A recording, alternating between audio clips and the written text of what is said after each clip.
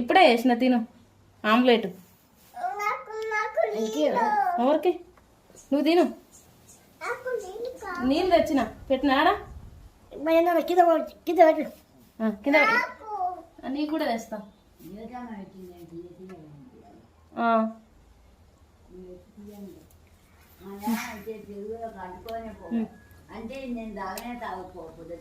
Taste ఎట్లుంది తాత? ఎట్లుంది? ఉప్పు కారం అంటే కాలిందా?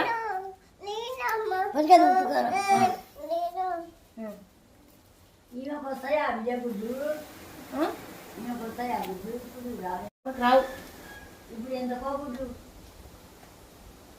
ఏడు నువ్వు తాత ఆమ్లెట్ తింటున్నారు.